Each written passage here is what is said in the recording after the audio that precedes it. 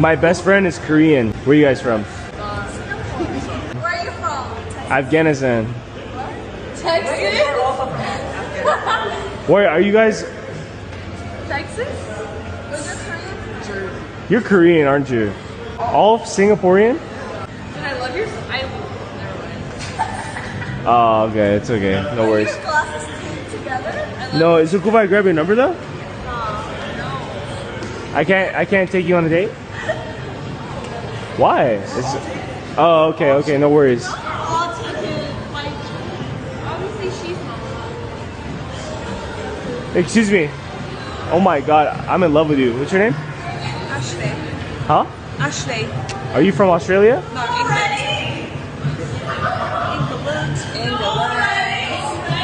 It won't work. It's English number. Huh? Oh, yeah, it would work. It would work. Already? It would work. Already? What? That's fun. Oh, you Who's this? I have no idea what this girl is. What's your name? I'm from. You know me. I'm from Singapore. You're from where? Afghanistan or something? I have no idea what this girl is. I think I met her. What's your name? Ashley.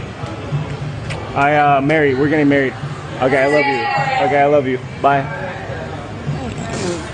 Yo, that bro. Oh my. She rejected him, brushed him off like he was yesterday's news. Cool, no problem. He took the hint and moved on like a grown adult. But the moment he started talking to someone else, suddenly she couldn't handle it. Oh no, attention wasn't on her anymore, and that was a catastrophe. So, what does she do? She waltzes right back over, trying to strike up a conversation like she hadn't just shut him down 5 minutes ago. The audacity is almost comical.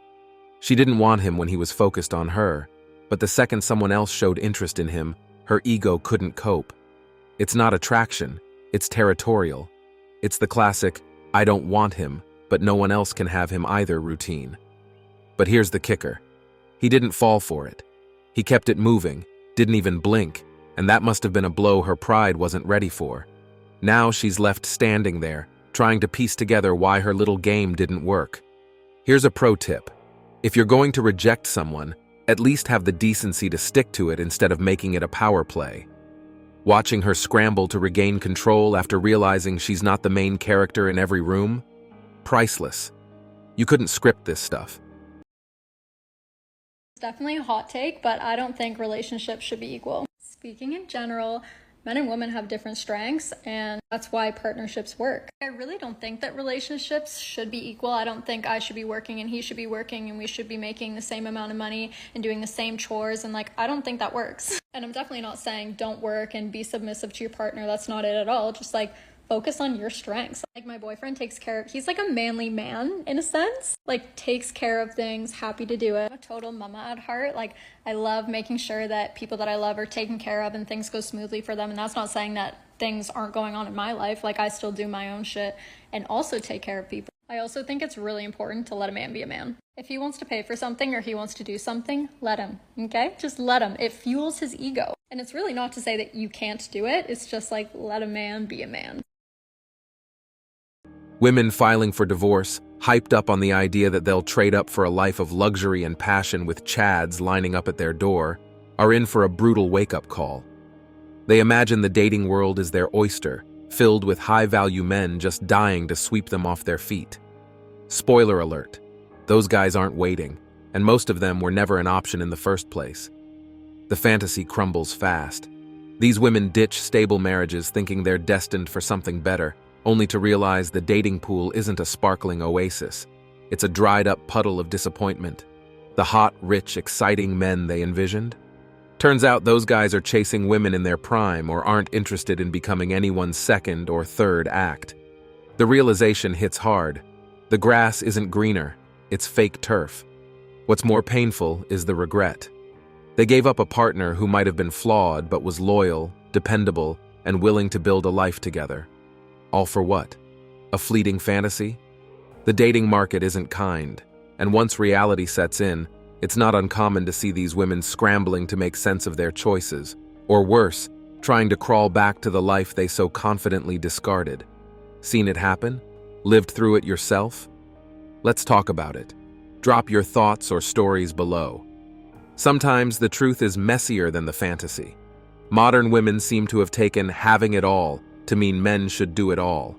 They're out here demanding feminist superheroes, men who can juggle the traditional provider role with the emotional finesse of a rom-com lead and the humility of a doormat.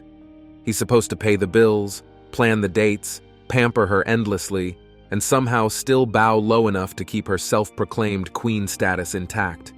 And if he falters? Oh, the audacity. Men have been handling the breadwinning gig since forever, but now they're expected to moonlight as therapists, personal chefs, and cheerleaders, all while never letting a single ball drop.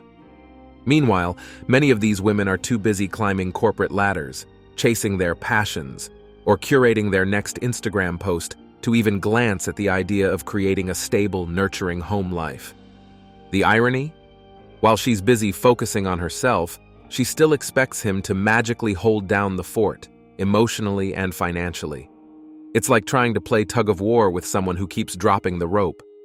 Men are stuck trying to tick every box on her endless, ever-changing checklist, and when they finally burn out, it's suddenly his fault for not being enough. Is it any wonder relationships are hitting the rocks? You can't expect one side to keep giving while the other side is busy finding itself. Balance isn't just a buzzword, it's the bare minimum for a relationship to work. Maybe it's time for some women to realize that being a partner means actually showing up, not just outsourcing the hard parts.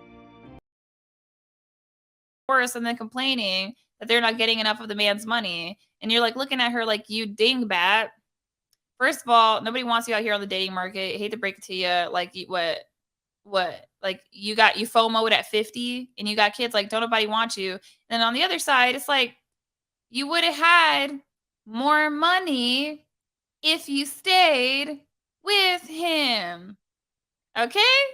If you file for divorce and you don't get a payout, the only people that are going to be advocating for you and being like, no, you need to take him, sis. Get him for everything.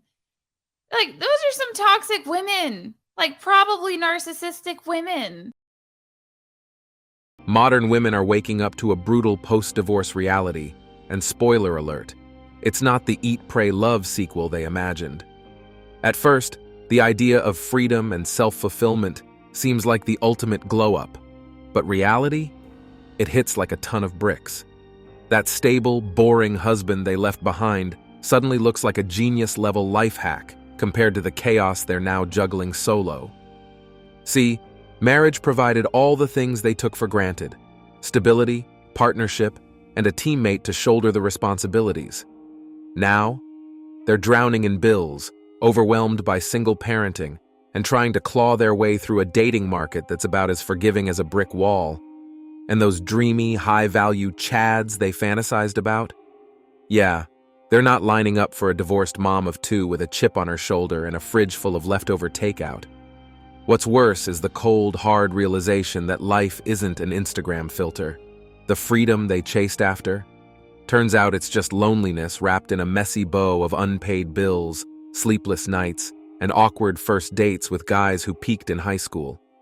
Meanwhile, their ex-husbands, those unexciting partners, are thriving, hitting the gym, getting promotions, and maybe even finding someone who appreciates them for who they are. Here's the kicker. By the time regret sinks in, it's often too late. The life they threw away is gone, and rebuilding from the rubble isn't nearly as glamorous as TikTok made it sound. Maybe next time, they'll think twice before pulling the divorce trigger and trading a steady foundation for a shaky fantasy. And that's it for today on Sigma Traits. Make sure you hit that like button, smash that subscribe button, and don't forget to ring that notification bell. Support this channel through membership. You can also support through PayPal, link in the description. Let us know your thoughts in the comments below. See you all tomorrow.